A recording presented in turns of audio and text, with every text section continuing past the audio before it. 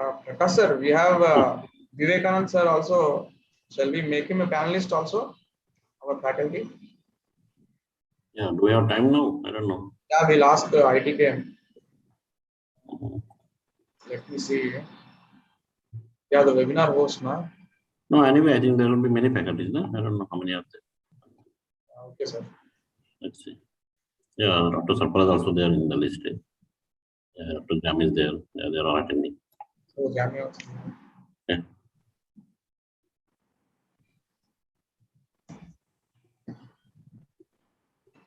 Okay, I think should we start? Sir, I think maybe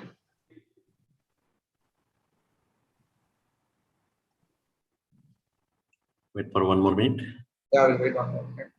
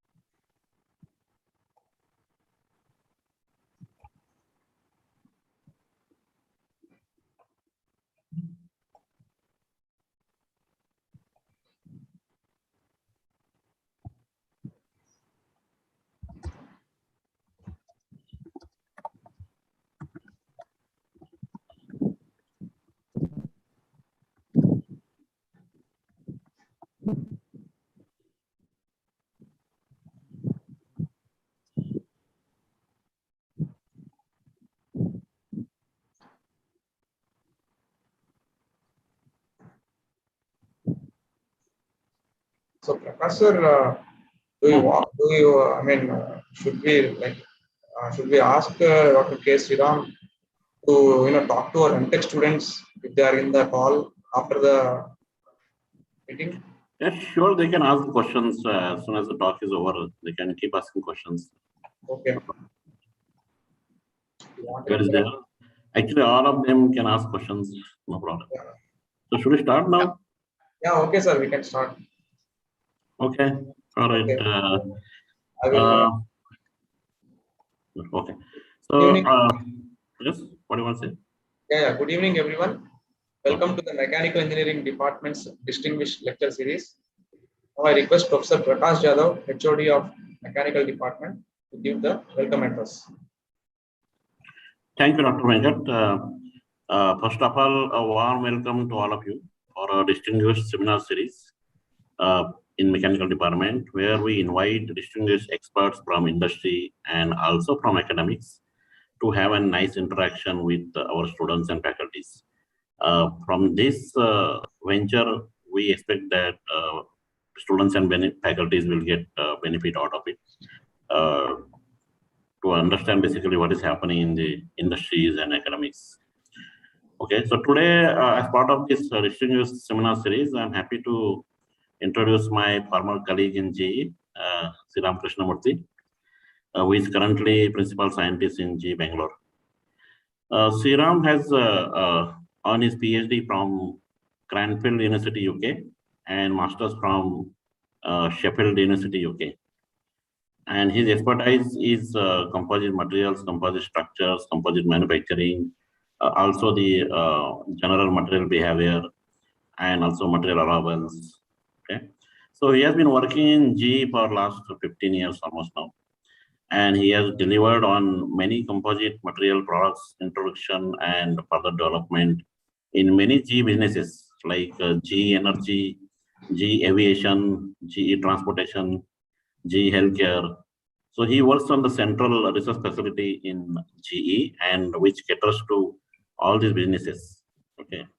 So some of the projects I had an opportunity to work with him, and I still remember the joy of working with him. He's a great scientist and a very good person. So as a principal scientist in structural material organization in GE Bangalore, he has provided a technical leadership in developing composite material products in various businesses. That's what I told. And he works closely in design, manufacturing, inspection, testing teams across the businesses. Okay. So we are fortunate to have him today. Over to you, Dr. Sriram. Hey, thank you. Thank you, Prakash, Professor Prakash. I'm very delighted to, join this and give and share my experience in the areas of composites for wind and aircraft engines. Let me share my screen. Let me know when you're able to see. Yes, we can see it now. Okay, great. Thank you. Good afternoon and good evening to everyone. So this talk is going to be mostly on the light weighting through composite materials primarily and design concepts. Just wanted to, get back to the, Hindu mythology here. I think many of you would remember stories. This is the Govardhan Parvat or the Govardhan Hill, lifted by Krishna when he was a very small child with his little finger. And when I heard this story as a childhood, was wondering how a small child could actually lift, but we were told he is God, and was convinced that anything can be done, but he can lift it, and an inquisitive mind now, thinking about it, oh, maybe the Govardhan Parvat is actually lighter, in weight, or maybe it's hollow inside, or one interesting thoughts could be that maybe the Govardhan Hill is an aerodynamic shape, right? And Krishna, being an aerodynamist, he is able to position the Govardhan Parvat in a right angle of attack, so it actually gets you the lift. And since it's been surrounded by a lot of whirlpool of air and water, he's able to lift the Govardhan Parvat at that time. So many other thoughts could come, but this kind of lets us thinking about lightweight. Just wanted to be that icebreaker here. So we know light weighting.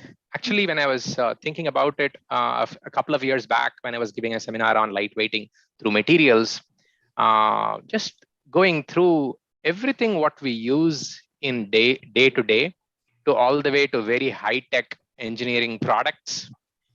Everywhere we are aspiring to have materials which are lighter in weight. So this is actually all pervading in many of the industries.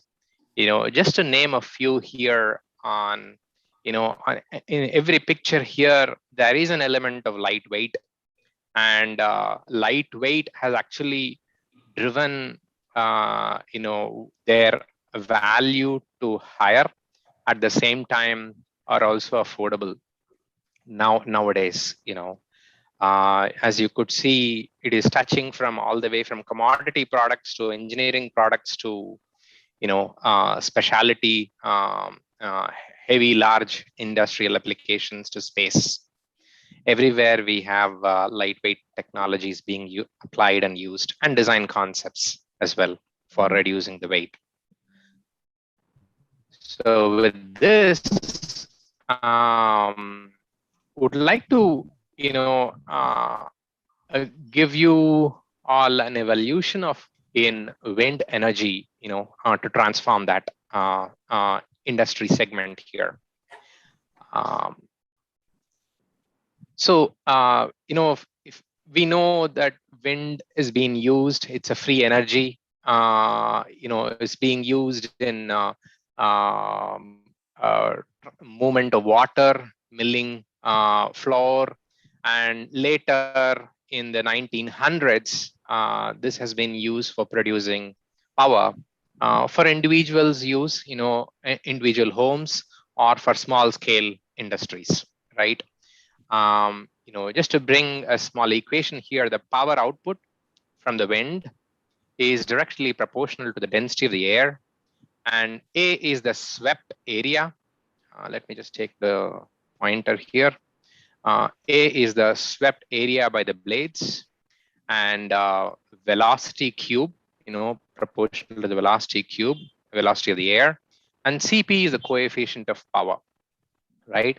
And let's see, take this equation and see how this has, what parts of these equations have been used in a century, and how they are going to play in the next decade. It was more of an enthusiasm in the beginning that we could produce electricity, but then it got more serious with two different technologies, one being the horizontal axis wind turbines, and the other is the vertical axis wind turbines.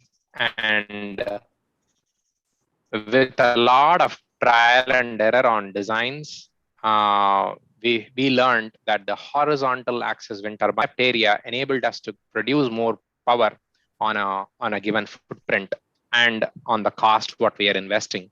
So this has led to deciding on going forward with horizontal axis wind turbines as the major player in the industry, moving from 1960s. And with the area being focused, the swept area being focused, the materials play is critical here. And that's when, with the World War I and II, a lot of composite materials being discovered, and the lighter the weight of materials, the higher the specific stiffness. Those were very much used in the aerospace industry. But there were, when it comes to wind, we wanted to try to reduce the weight of materials being used. Time we wanted the cost also to be less, right? So Michael Ashby's charts really helped quite a lot of engineers to identify materials like glass fiber composites and sandwich structures like balsa core and face sheets, PVC foam face sheets, to further increase the moment of inertia, bending moments, and thereby we actually are able to design blades with lighter weight. As we moved on with the horizontal axis wind turbines, there were a lot of more opportunities. We started focusing on the velocity in the equation, which is the development of these wind based power generation, the renewables power, since 1960s to 2000s were mostly in the onshore industry, meaning in the land, right? But very quickly with the satellites, we learned quite a lot about the weather patterns and a good stream of wind without any obstruction available in the offshore industry. That has enabled us to move our technologies inside, in the shallow waters or in the deep waters, to capture more energy, the available energy, and that's why we started focusing on the swept area, at the same time the velocity of available air. If you look at the typical onshore, let's pick India, it's a low wind speed segment. On an average, we have 7 meters per second to all the way to 12 meter per second, wind speeds in some pockets of Kanyakumari or in Gujarat region, some parts of Karnataka as well. But if we actually go offshore, there there are several offshore turbines available in the Europe, near Denmark, and in the UK. And they have started getting planted in the ocean in the US now. There are a good number of offshore wind turbines in Japan and in China. And there is proposals for coming up with offshore wind farms in Gujarat and in the Bay of Bengal regions. So there is a lot of interest in this space, and this is actually, since it is focusing on the area, these blades are getting longer and longer. So that's where the advanced tools which are developed, the finite element methods, extracting weather patterns, data to compute the loads, has really helped us in optimizing at multi scales, all the way from larger ones to really, micro level optimization of stiffness, thereby weight of the materials being used, to structural optimization overall, right? And with this, as being kind of the current today, where we are heading towards, certainly the offshore wind turbines and increasing the blade length has further reduced the cost of the energy production through the renewable wind energy, and has increased the power generation as well. But where are we heading towards? With other adjacent technologies developed today, with the digital being a major player in connecting machines, right? We will have more intelligent machines, and there is a lot of, since we have kind of getting towards an edge towards the length of the blades, how much we can grow. We'll show you more details here. We are today like 107-meter long blades, and with the stream of velocities, a continuous stream of 12 to 15 meters we get. But the other piece remaining is further optimizing the aerofoils. Can we use higher, or lower T by C aerofoils, meaning higher lift aerofoils, very thin aerofoils, at the same time have better moment of inertia on the structure, right? Bending capabilities. So there is a lot of high fidelity models, CFD and FE models enables us to design structures. At the same time, we are embarking on to, the multifunctional structures, not just these materials are load bearing members, but they can actually be the sensor for us to tell us how much strain a given area of the blade is experiencing, or loads, what are the temperatures inside, can it measure the incoming velocities, can it send some signals to the neighboring turbines in the farm, or the adjacent ones through the digital technologies. These are certainly going to be part of the wind blades. And also there are technologies which are coming in works now, probably in the early research phase, which is retractable and expandable blades, and actually can collapse at very high wind speeds like hurricane. So how do we also come up with turbines which can survive really harsh conditions, and at the same time produce optimal required energy, and with all this, given we are focused on renewables energy, how do we also be cognizant about the materials being used, and how can we infuse more recyclable materials and more biomaterials? So these are the areas the next generation of wind turbines are going to be focused towards. And we probably will see a couple of wind farms coming in the next decade. With this, just wanted to stop here and see if there is any question, any things which are which needs more clarification here.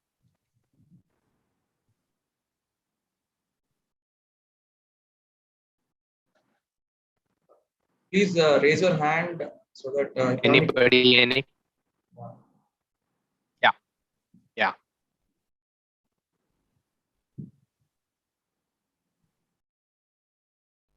Okay. If not, we'll further go in. So with this evaluation, just wanted to take a step back and tell you what is light weighting philosophy, what it was and what is changing. What it was, primarily we have been trying to focus on any given product, on any segment. It's all about performance, is going to be the key product differentiator. And to get that performance, we try to look at materials play, understand the materials properties better, and use the design, or design drives material selection, or materials also drives design changes as well. They both go hand in hand.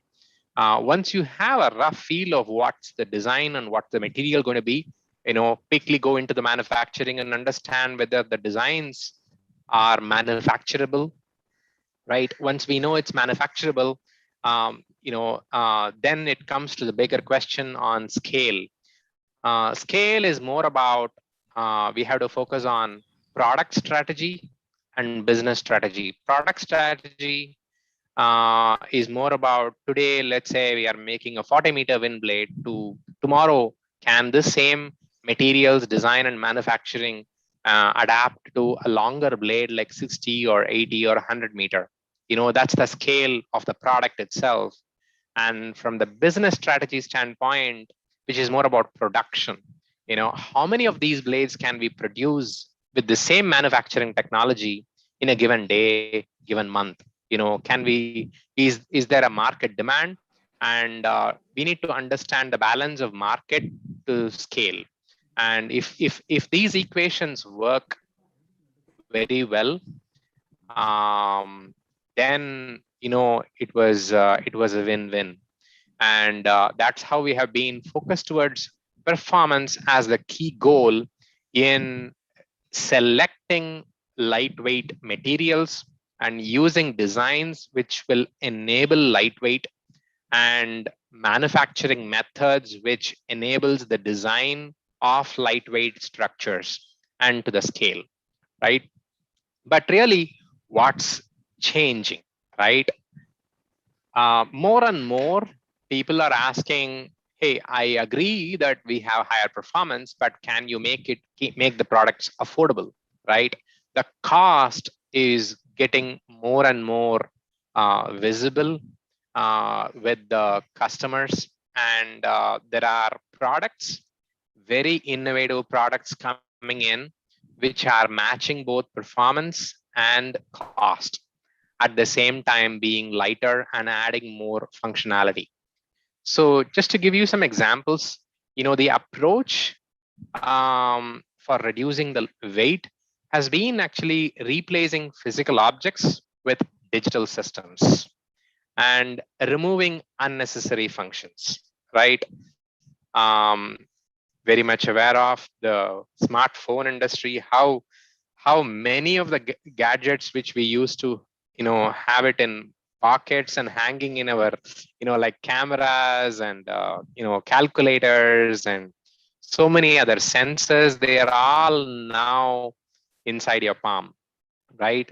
And it is more adaptive and having a lot more intelligence built into it, and local optimization of functions helps us reduce unnecessary functions. And all this are driving towards a company's product's value and how they are differentiating in the market, with their products. And this is also driving them as to where they will have to invest and how to scale, to meet the demand.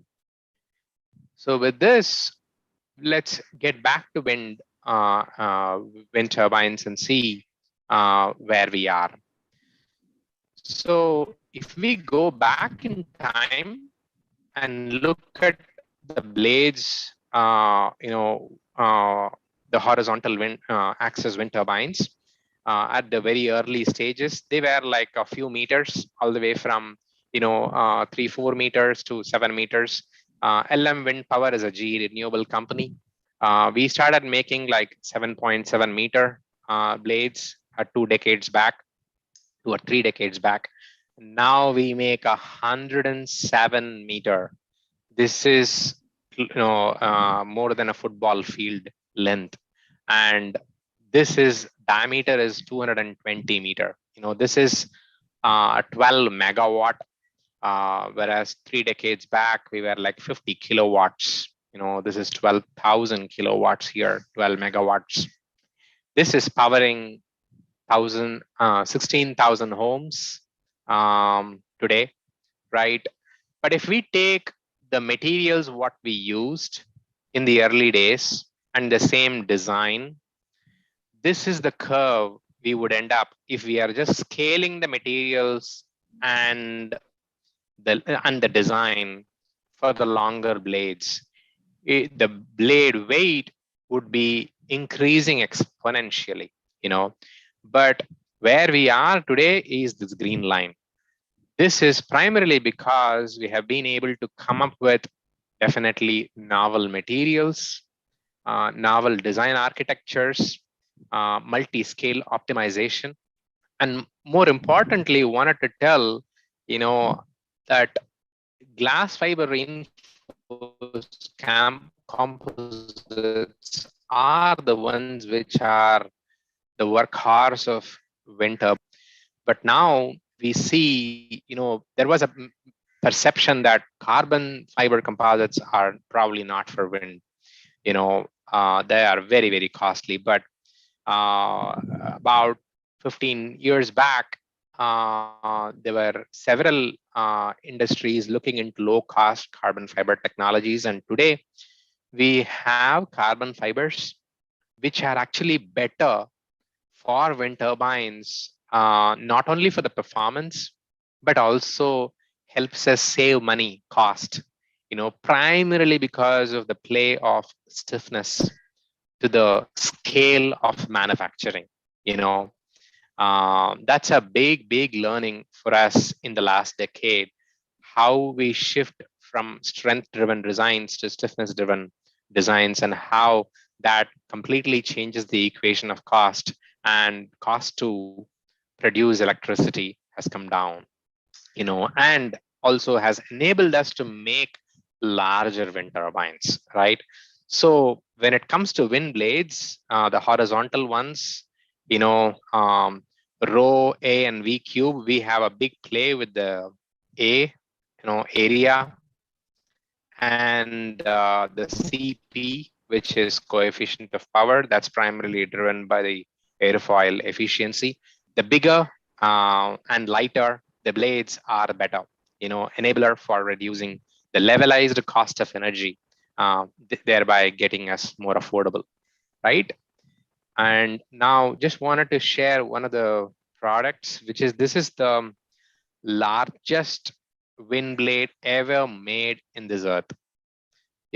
This is 107 meter long. You could just feel the scale here. Guys standing here about 6 foot tall, right? You could see this is like a 2-story building, tall diameter, and 107 meter long. This is massive. This weighs about, you wouldn't guess it, 50 tons or slightly more than 50 tons, massive, massive scale. And a lot of carbon is being used. Glass composites are used, and a lot of sandwich materials here. So that's the story I know I have on the wind turbines, wind blades specifically. Before I switch to aviation segment, would like to take any questions if anybody have.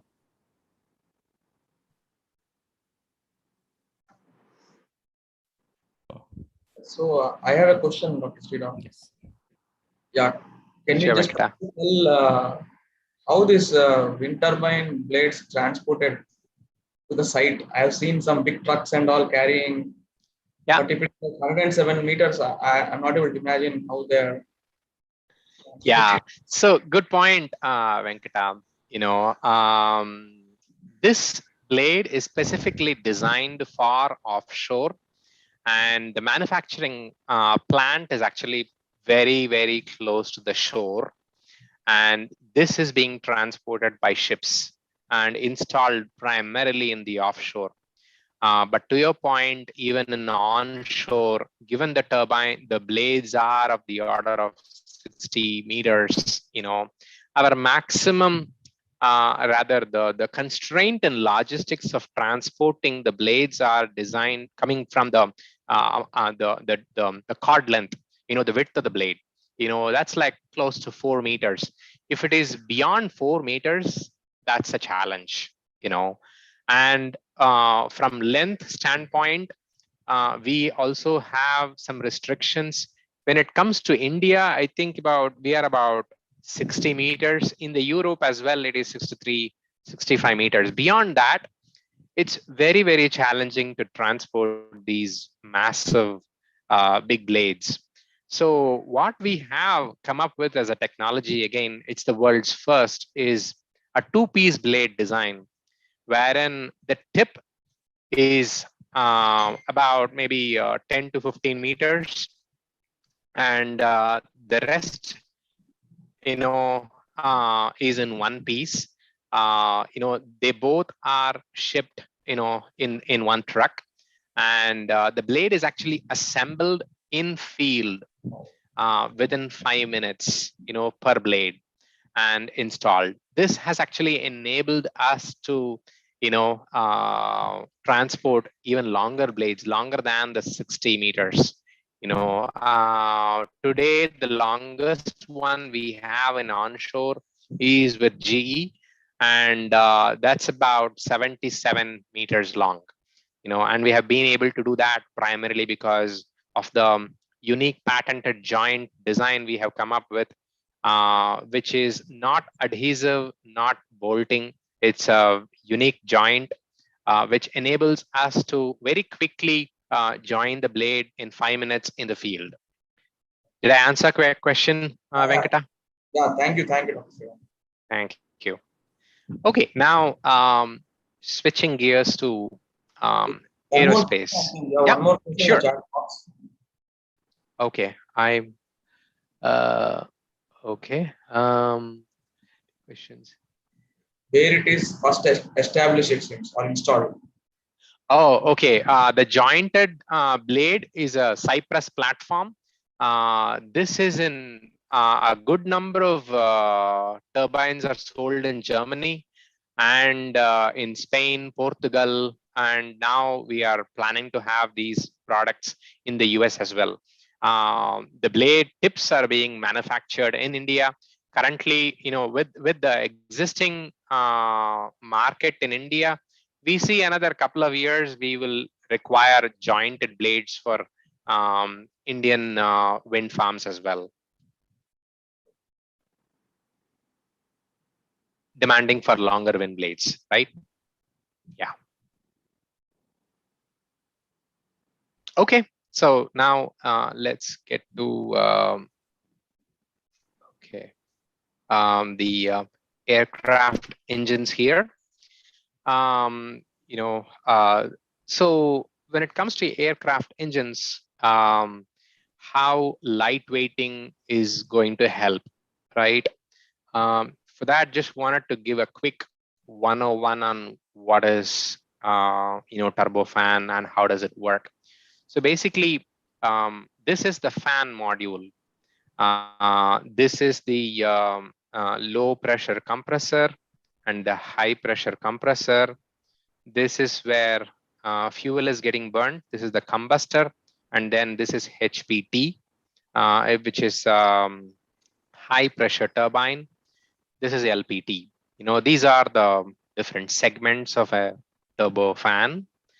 And what it does is this section sucks the air and compresses and further compresses to very high pressures in the HPC and mixed with the fuel here, and it's getting burnt and the work is done, here in the HPT and here, and it's blowed.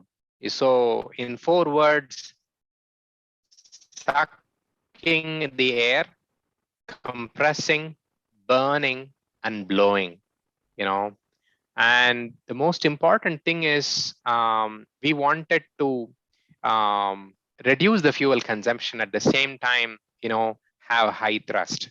That's where bypass comes into a play, a big play. And the bypass ratio is basically the fan when it is sucking the air, a portion of the air where it's getting compressed, burnt, and blowed, right? The remaining air in this region, right? This is blowed away. This is bypassed, right? Bypassed from the core, right? So the mass of the air which is thrown out on the cold side to the mass of the air from the hot side is the bypass ratio. And as you increase the bypass ratio, we have reduction in fuel consumption, right? The specific fuel consumption is getting better, right? For a given distance, right? And interestingly, the physics helps us in reducing the noise as well. As you increase the bypass, that also reduces our noise, So the question is, how do we increase the bypass, right? How do we, given with the metal blades, how do we make them larger, bigger, such that we can throw more mass in the bypass, such that we get better fuel consumption and reduced noise, right? That's one enabler of lightweighting. We'll talk about how we did that. The other one is on the hot side. If we can increase the temperature in the hot section, that will further, burn the fuel efficiently. Will get the high pressure ratios very well. Thereby, we can further reduce the fuel consumption. We'll show you 2 examples here on how we have been able to do that. So going back in time, in 1980s, we introduced CFM 56 engine powering the Boeing 737. This is all metallic blades here. There are about 32 metallic blades, right? And the fan is about 70 inches, 68 to 73, depending upon the engines, going for different platforms of Boeing, right? Moving from there to 2000, the teams in GE worked on how do we increase the length of the fan such that we can get a higher bypass. We worked on composite materials, CFRP laminates. That has helped us in increasing the chord length towards the tip, and that has enabled us to reduce the number of fan blades. So from 32, we have been able to reduce to 22 number of fan blades. And not only reducing the number, but has also increased the fan diameter significantly. It's a huge jump in fan diameter. This is the massive, massively big engine powering the Boeing 777, 777.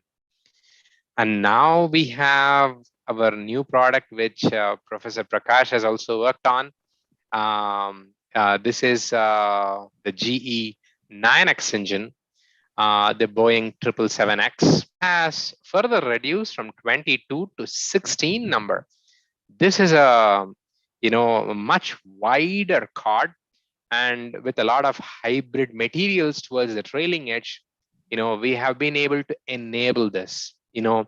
This is a big game changer in the industry, and this has helped us further, increase the diameter even further from 123 inches to 134. This is massive. And also we have been able to introduce a fan case as well. The case, the cover, inside which the blades are. This has further reduced the weight of the overall engine, but increase the thrust, to power the 777X. A huge success in terms of engineering and in the market. This is one of the largest, engines with a lot more thrust and very high fuel efficiency, thereby less carbon footprints for a given point-to-point flight. Now, getting to the hot section, this is the HPT. We typically use super alloys.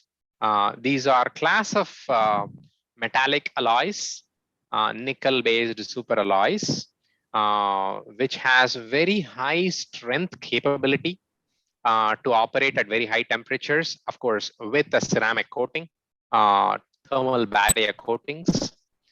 And the challenge is we have to take some air from the compressor HPC to cool the blades in the HPT region. Take the air from HPC, high pressure compressor, to cool the air, cool the blades, from inside of the HPT. Thereby we are able to maintain the temperatures of the metallic blades here.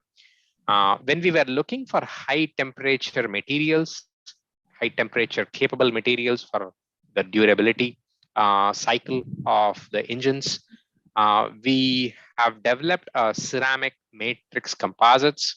This has twice the strength. That's primarily our focus, twice the strength for the temperatures, and further increase the temperature capability easily by 400, 500 F, But on the, with that, we also got the advantage of reducing the weight, ceramics being much more lighter than the metallic counterparts. And also, we don't have to, use the air, bypass it from the HPC to the HPT for cooling the blades. We don't need any cooling with the CMCs. This has enabled us to, throw all the air from the HPC to the HPT section, which further enables us to burn at a higher temperature. Thereby, we are able to reduce the fuel consumption. So we have several components today being manufactured out of CMCs. This is the stage 1 shrouds, combustors, and nozzles, stage 1 nozzles as well, and many more components we expect to get to CMCs given their advantages, and quite a lot of challenges in manufacturing which we have learned over the years. So this has helped us, the lighter and the stronger one, has helped us get further reduction in, CO2 emission, thereby, helps, of course, reduce the fuel consumption in this. So with this one, as the current today in the wind and in the aircraft engines, would like to, share the thoughts on how, the lightweighting is going to be in the future. These are my own thoughts here, based on the experience and the trends, what we see as a roadmap towards engineering product development. We see that the key players are in the circle, the key areas. One is the bio-inspired design, which has actually come into play more primarily by the enabler of the additive manufacturing. when we look at the nature, many things are, growing, additively getting, grown, right? And with the with the advancement in various manufacturing methods, with melting using lasers, we have been able to make components, metals mostly, through additive manufacturing. This has enabled us to think about designs, by looking at nature. Very fine features could be printed, could be manufactured. That has opened up a big design space for us. So a lot more adoption of things from nature would happen with the additive manufacturing. And at the same time, the materials what we are using today are single functionality, but they might probably be doing more functions. Multifunctional materials would play a lot more role here in this space. And as we have young engineers in this call, would like to share some of the thoughts here when it comes to designing next generation products, which is more about having a systems thinking. What it means is, what is a system? What is the value it's going to add, bring to the customer? How does it work? What are the disruptive technologies out there? Mapping the right technologies to the system, giving the value, right? That's systems thinking. The next piece we have to keep in mind is the design thinking, which is more about, we wanted to look at the system, but at the same time, we also wanted to understand what customer wants. We need to have that empathy in understanding what customer really wants, for the future products, and how do we quickly come up with some ideas and do some very quick minimum viable products to get feedback from customers, so we get to do incremental development of our designs in a more agile fashion. Thereby, we could get to an optimized product meeting engineering technology, capabilities, at the same time matching what customer wants, right? While we do this, we also have to keep in mind about the mother nature, which is what kind of materials we are using, how much of consumables are going to be used by the component, and how many years are we designing these components to, and can we use these products after its lifetime, reuse it into different components? Can we use biomaterials? How do we, at the end of the life, dispose these materials? Those are some thoughts we have to keep even more on the front line now, with a more focus towards greener products. So, with the combination of systems thinking, design thinking, and life cycle thinking, with armed with bio-inspired design, additive manufacturing, and multifunctional materials, we'll be able to provide a lightweight product. So, what is lightweight product? And is a function of the value we are creating with the products. The affordability from a customer standpoint, and sustainability for the earth, right? So these are going to be the main drivers for the next generation of products. And this is, my thoughts on how things are going to change for the lightweight structures moving forward. And again, it's a new world of lightweighting designs. We must think about it more than ever, more from a greener angle as well. While we keep our eyes on customers, performance, and cost, So that's pretty much what I have. And thank you very much for giving me this platform to share my thoughts here, and would like to take any questions if there is. Yes, thank you, Dr. Sriram. So there's a question, I think, does lightweighting may decrease the quality of the product? Does lightweighting decreases the quality? Yeah. Okay. If the quality of product is reduced by lightweighting, that's not a right product, right? At the end of the day, you wanted better quality for the customers because customers would like to get better quality at lower cost, you know, and lightweighting, as we have seen, that has enabled quite a bit. And at the same time also, right, think about it when it comes to the daily things what you use. Let's take shoes, right? Shoes, if there is heavier, it's going to be painful running or walking for long distances or using it to even stand, right? Lightweighting there really helps you in from a health standpoint. You can feel good. That's primarily from the shoe. Nike or any other companies shoe designs, they have been working quite a lot in that space on reducing the weight of shoes, at the same time reducing the cost as well. So that's just one example. There are many. You take phones, right? Lighter weight. At the same time, lighter weight is primary importance for, is it handleable, right? At the same time, does it have all the features?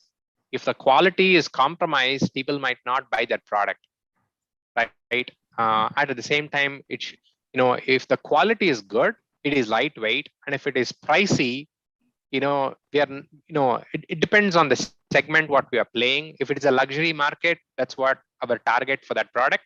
That's good. That's fine.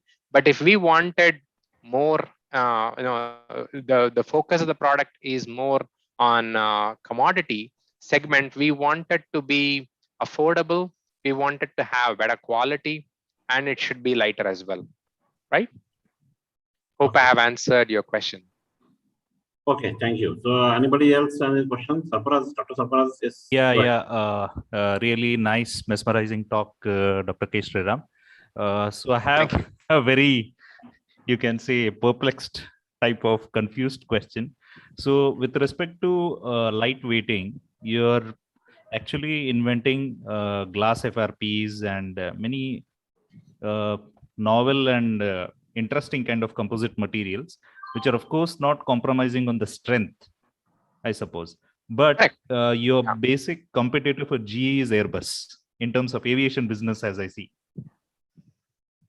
So, okay, Airbus is our customer. Airbus is our customer. But in terms of some of the components, in the sense, in Airbus also and Boeing also, GE also supplies aircraft engines, of course. And with the amount of composite, the way you are going, for example, the amount of induction of composites into the engines, the same way is Airbus going the same path, taking the same path? So if you look at our Boeing, Dreamliner, right? Yeah. 787 Dreamliner.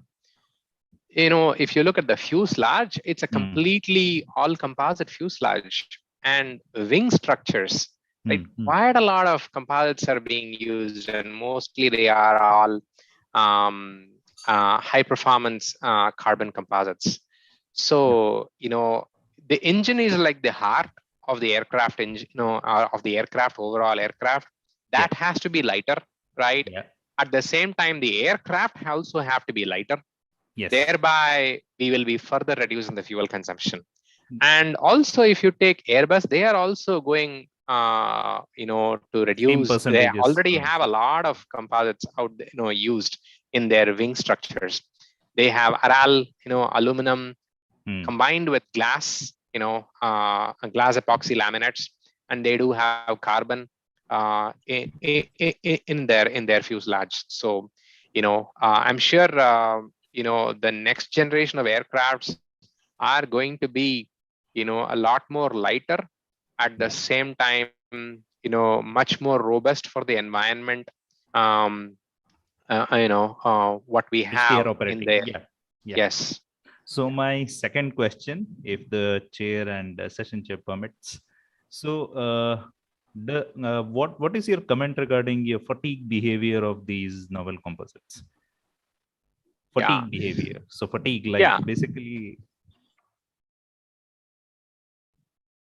Yeah. So definitely, it's a very broad question here.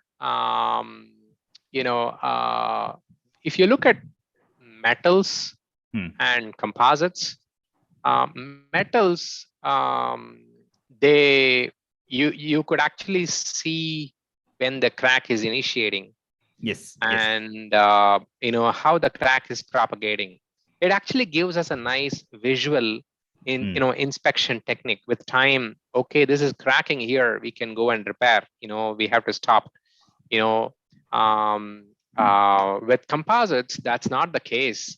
It is not, the crack is not initiating at one location. It's a stochastic mechanism. Yeah, suddenly so it is the crack initiations is happening at many places.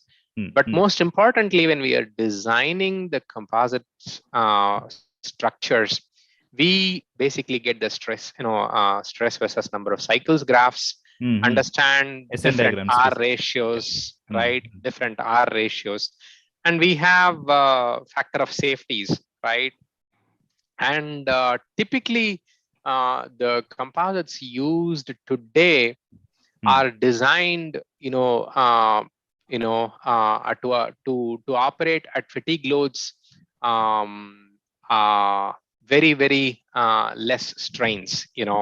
There is another new area where if we could understand the fatigue behavior a lot more importantly on the low cycle fatigue, since it is having more catastrophic, failure mechanisms, if we understand that better, there could be opportunities to further reduce the weight of composite materials.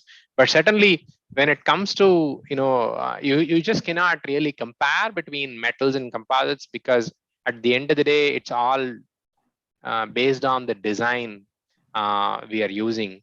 But certainly, composites definitely have a higher stress for a lot more number of cycles. The failure. Yeah, because primarily driven by the stiffness. Yeah. So one more question to add on, if you don't mind. Sure. Yeah.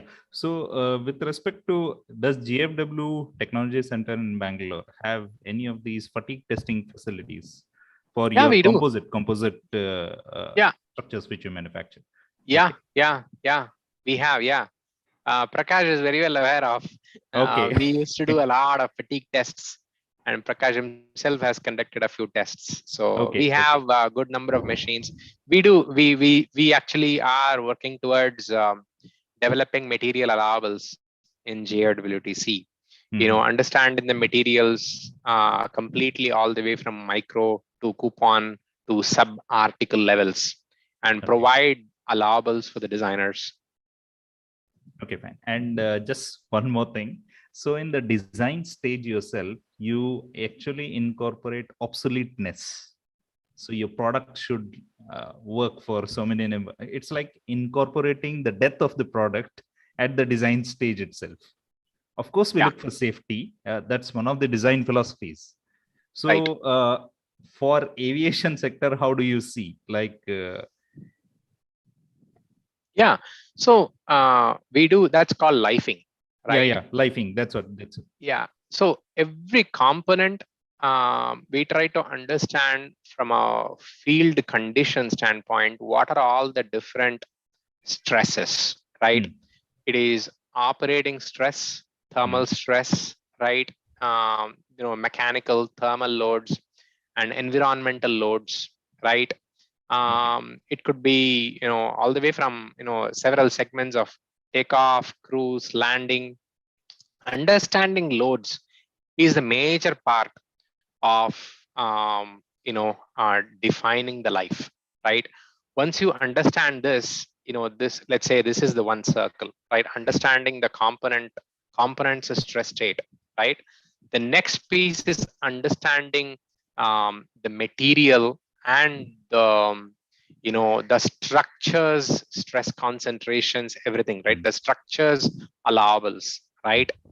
If we marry these two, you will get the life. Okay, fine. Really nice to have so much broad perspective answers from an industrialist, of course. Thanks, Dr. Sriram, for clarifying on Thank these you, things. Safras. Thank you. Thank Okay. you. There is one more question from Professor Vivekananda. So the question is typed here. Could you highlight the state of the art use of composites in robots?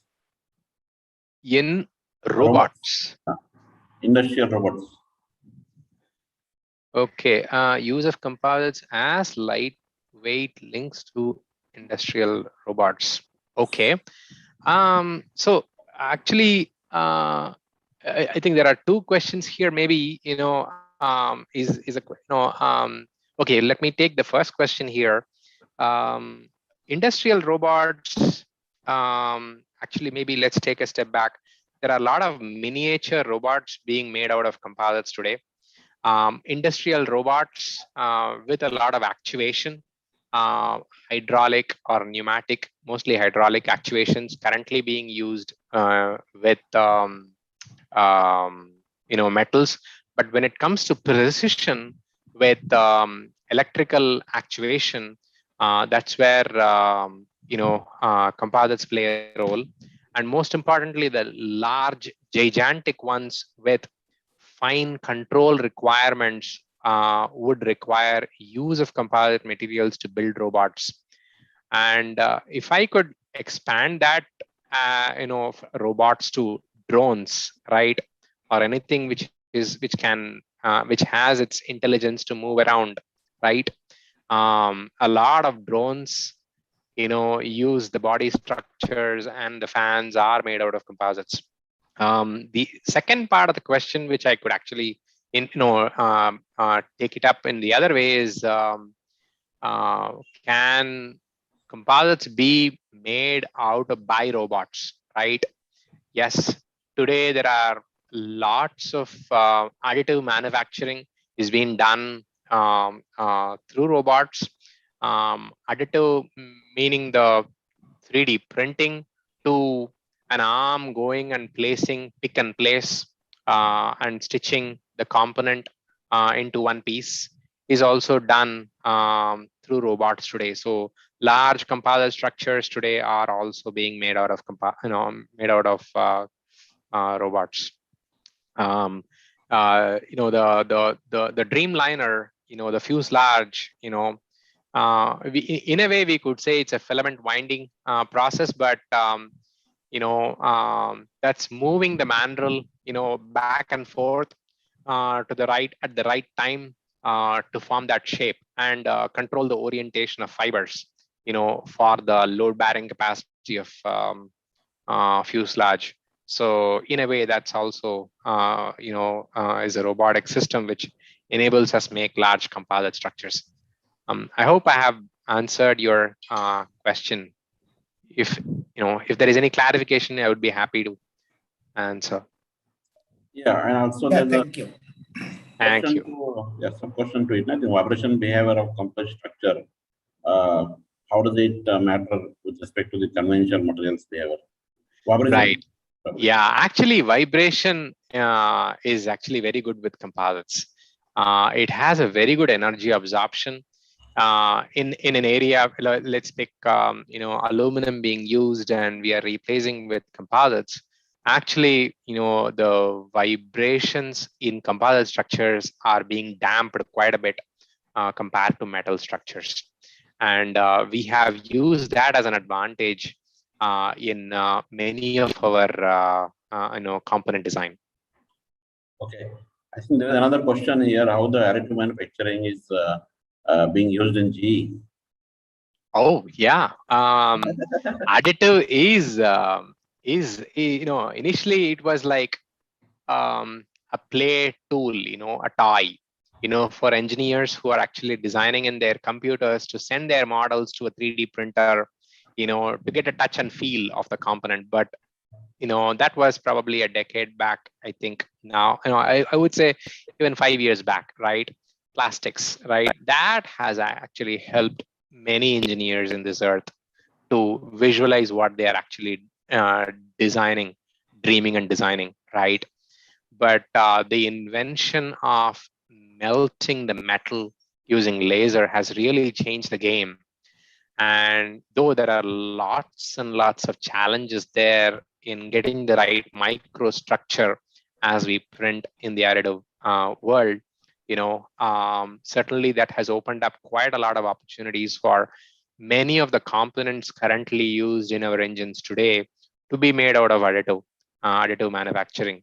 So the G9X engine, we have first introduced many of the additive components, and one of them, is really the harsh condition, which is fuel nozzle. The current fuel nozzle design, which is used in the G9X, is additive manufactured. There are challenges with the additive.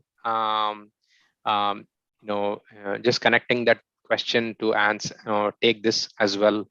Primarily towards repeatability of microstructures within the same machine, printing today and tomorrow, right? And also using the same machine, same program, on another machine. The repeatability has some challenges.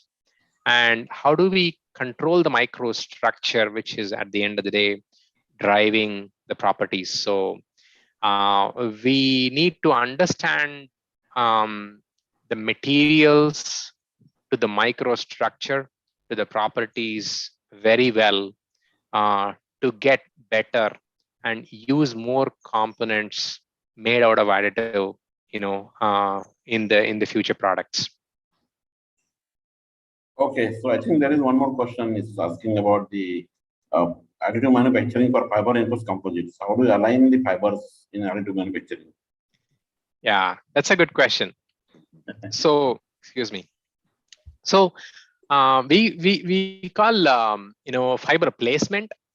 Today, it's a Fanuc type of arm being used with a roll, and you can actually have strips, which are nicely placed in the directions we needed, and there is a knife to cut where you wanted to stop. So that's available at the large scale, right? Large scale, like say a fan blade or a fan case, kind of parts. Anything beyond a half a meter, products can actually be made today with additive manufacturing. The question is about cost. Will that help us reduce the cost? Will that increase the production compared to the conventional manufacturing methods? That's a question we need to answer. And when it comes to smaller, detailed components, we do use short fiber composites today, right? They are randomly distributed, so you get kind of isotropic properties with short fibers filled with thermoplastic materials. You can melt like the FDM process, fuse deposition molding. With the flow of the polymer, we tend to get alignment of the fibers. We will have to use the flow to engineer the product. So certainly, there are opportunities there to improve on this technology to get better fiber alignment in complex small shapes. But with today, we can certainly have a good control with continuous fiber systems with bigger components in fiber orientation. With smaller components, short fibers, we have the control of rheology of the polymer melting to get the fiber orientation to the desired product stiffness, what is needed. Okay, I think in the interest of the time, we'll stop the questions now. Thank you, Dr. Sriram, and over to Dr. Venkata. Hey, thank you. Thank you very much, Prakash. Actually, Professor Prakash and Sriram, we'll ask one or two questions chance for the students. Till now, only faculty have asked the questions. So Oh, students, sure. Yeah. yeah, if you don't mind. Students, please, I mean, it's a great time to interact with Dr. Sriram. Are they muted or we have to unmute them or students? Yeah, please raise hand or, at least put your Type question. the question. Always. Yeah, you can type your question or you can raise your hand. But students, you guys have to participate. You are the next gen workforce. Come on.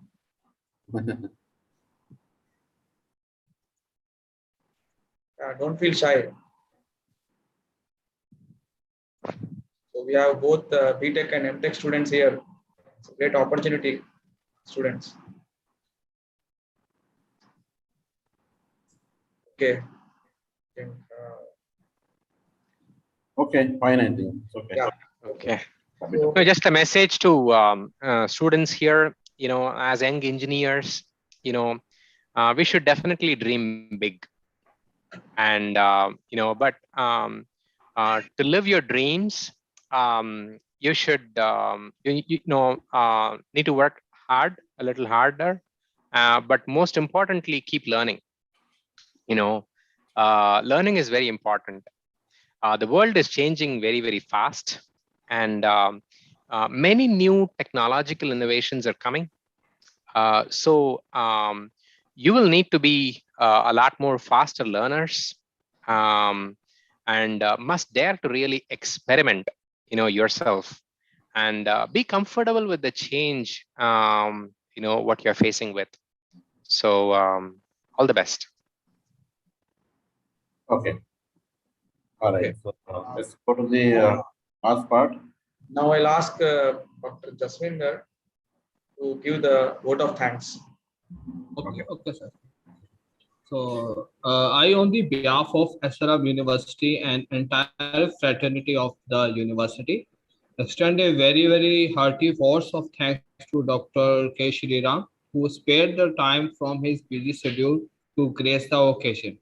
So today's lecture was full of knowledge and interesting facts about the lightweight materials and their application in the various engineering fields.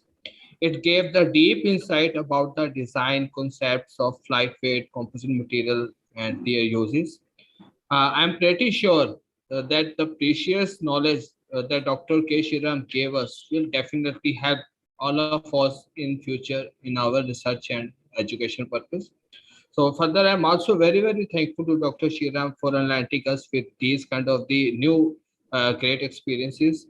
And I also thank all of the students and the participants who have participated overwhelmingly. Thank you, sir. Thank you. Thank you.